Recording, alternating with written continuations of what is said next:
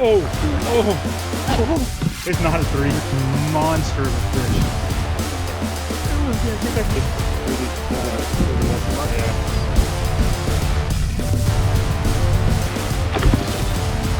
good fish right there.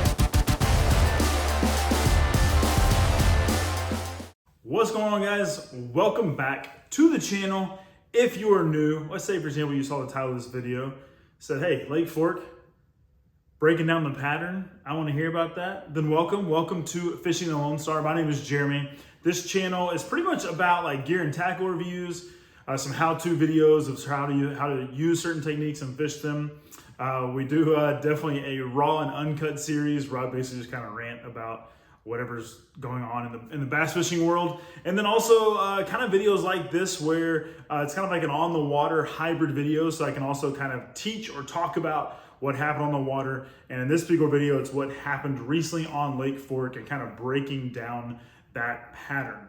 Now, I will say that we spent several days on Lake Fork, Friday, Saturday, and Sunday, 3 days. Actually, the middle day, the winds were too high, so we had to go somewhere else. We had to go actually to a private lake. We crushed them that day. I'll talk about that a little bit, but I want to talk about the Friday and the Sunday that we were on Lake Fork. I believe it was the 19th, 20th, and 21st, I believe, of October, or maybe the 20th, 21st, and 22nd of October. Anyways, the important thing to note about the timing is it was about 4 days after the first really good cold spell that we've had here in Texas. It was almost down to freezing temps around Lake Fork a few days before then. And also it was a week after the Berkeley event on Lake Fork. So the Berkeley event, I believe there was maybe 700 or 800 boats out there. Maybe not that many, but each boat has, maybe it was like 500 or 600 boats, but each boat has at least one, if not two, if not even three anglers. So you're talking a lot of lines in the water a week prior to us getting there. Then an almost freeze happens and then we show up. So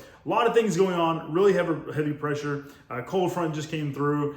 Needless to say, the bass were not just roaming around, eating anything and everything they could. They were being pretty darn stingy. So with that being said, if you're facing situations like that, right, I want to be able to show you or tell you a little bit of kind of how and where we caught them so that you can think about that on your body of water, your lake, or any time of year when these kind of situations present themselves in the same manner. So Friday, we fished all over the lake. We started on the west side. We then kind of we got off the water a little bit for lunch, went and checked into our cabin, and then went over to the east side later in the day. And really, guys, it wasn't until about 5:30 Friday night. I take it back. We caught one fish around 2 or 3 on the east side of the lake. Bait was everywhere, right? Like I could see bait all over the graph, right? So I mean, if you got a screen that's this big, I mean, maybe 9-inch screen, we're talking like clouds of bait all over the graph, all right?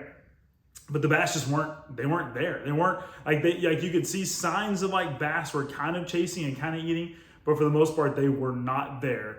So I did catch one on a crankbait, the MR6, which is, I think in Purple Shadow was the color I was using. So I did catch one fish on that around 2:30, but then later in the evening is when the bass really started pushing up shallow and really started eating a white chatterbait. All right, so this is the Jackhammer Stealth Blade. So it does have that clear blade on the front.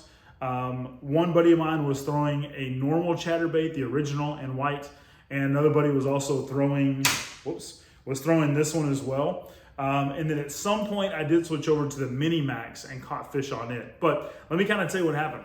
Around 5 to 5:30 in the evening, probably the last hour of the day, the sun had been out all day.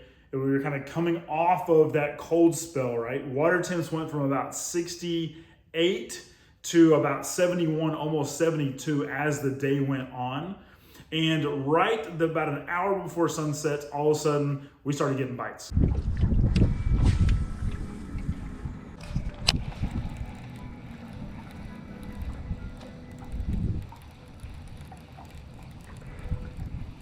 Let's show you some bait right up here too.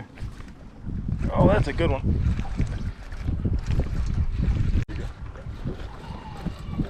Coming right to you. right. Thank you, sir. Decent little fish. I saw him just busting bait right up there. Yeah, buddy. Look how fat that fish is. That's a good one. Yes, sir. Dude, he choked it. Thank you. That fish just demolished that. And you're right, he hit it 2 or 3 times. So that tells you, like, they're not committed to it. Dude. It's almost weird. Well, it's like, I think they're just chasing bait. See it? Heck yeah, good fish. Good fish. You on, Griff? Yep. A boy? Net? Oh, yeah. Gotta get that net. Get help him land that one right behind you. Okay. I got it. Nice. Yes, sir. Griff's on the board now, too. Had a boy? Griff. Yes, sir. Let me see it. Good little guy. Show the folks at home. Good little guy. Yeah. And it was up shallow, probably in 2 to 4 feet of water, and bass were eating the chatterbait. And white, and in this particular case, I was throwing it with that little Jerky J baby swim trailer there. That's a 3.5-inch trailer on the back of this Stealth blade. These two go really well together. This little Jerky J provides a really tight swimming action behind the bladed jig. It doesn't impose the action of the chatterbait. It actually goes really well together. So we were kind of fishing on some shallow flats on the main lake. Okay, we weren't into a creek channel.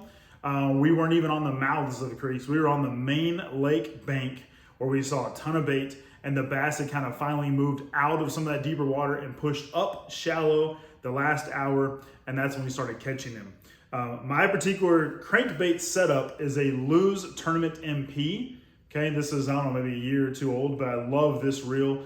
Super smooth casting. It's about a $150 reel, $140 reel. You might be able to find it cheaper. But probably just as important as the reel, I was throwing it on 17-pound fluorocarbon and the rod. The rod makes the huge difference. It is a 7.4 medium heavy tactical glass rod. Yes, it is a fiberglass rod. It's actually a blend, 60% composite, 40% fiberglass, but it has a very parabolic bend to it.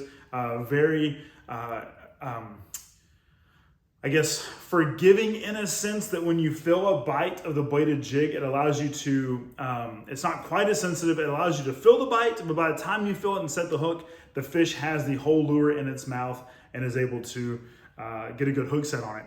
What I really also like about the jackhammer, kind of going back to it, is although it is a smaller blade in the front, it is still a very big full-size hook. All right, so I really like that. But this particular rod is one that I use for chatterbaits. It's one that I use for that MR6, kind of a medium diving crankbait. And it does extremely, extremely well. So I would highly recommend this particular rod. It'll be linked below, again, by TFO. But ultimately that last hour of the night when the bass started pushing up shallow is when really it came alive. We probably caught, let's see, 1, 2, 3. I missed a 4th one. 5, 6 or 7 fish in the last hour, and it definitely made the day a little bit better. What's interesting though is 2 days removed on Sunday, it was a completely different pattern. So let's talk about that now.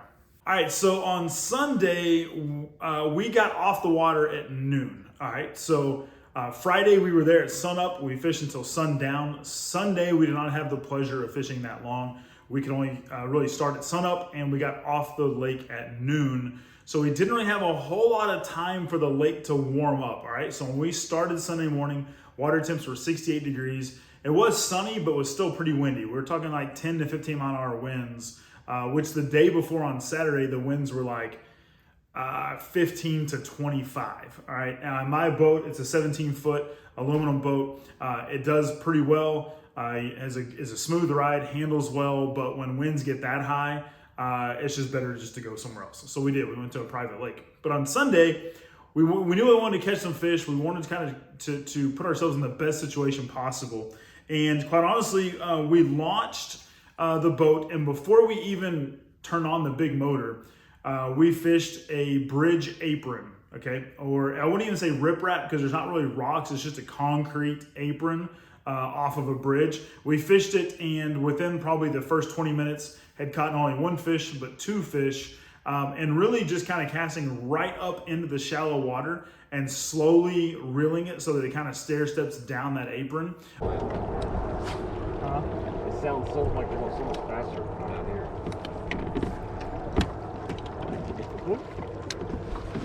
The car's up there. One. You got one? Oh, good one. Come on this side. Grab. Yeah! Heck yeah. Boy. Sweet. He was right up shallow. Nice. That's a good bass right there. Nice. On the underspin? Yes, sir. Heck yeah. Heck yeah. And what was happening is there was still a lot of bait there in that area, but bass were pushing up, kind of crashing on it, if you will, and eating it. So caught one fish that was, I don't know, not quite 3 pounds, pretty decent, and then caught another one that was even smaller. Then we went to another side of that bridge apron at the other end, and my buddy caught one off of a lipless crank there. The two that I caught, and this ended up being the pattern for the day, was on an underspin, and this is the 4-inch swammer, and I'm not sure if it's a bream or brim, but I'll put it up on the screen for you. And this is a 5/0 owner flashy swimmer, so you see that kind of small willow blade. Now the 4 inches is actually kind of on the bigger end of what I'd be throwing right now, but I can get away with it because that willow blade on the bottom, this actually really helps give off the presence of smaller bait fish. So you have kind of a bigger target, but smaller bait fish around it. And this color does really well too. Lake Fork is about a foot to probably not even 2 foot visibility. It's that really white with the blue on top and a little bit of flake in there was really what was getting it done, okay? So in the first 30 minutes to an hour, we caught 3 fish off the bridge aprons. We're feeling pretty good about ourselves because we went all day Friday with no bites. And then we figured out something that probably the next 3 hours, we caught some pretty good fish on, all right? So it was still pretty cold, 67 to 68 degree water temps. Wind was blowing 10 to 15 out of the south. So we fished on the south bank or on that side of the lake. That way we could stay out of the wind as much as possible. And I got a bite relatively early, and it was right on top of a stump. I mean, I'm talking like, if here's a stump, this fish bit like right next to it.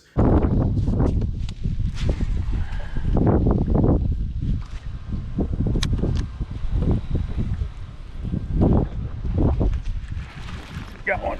Good one? Right on the stump. Yeah.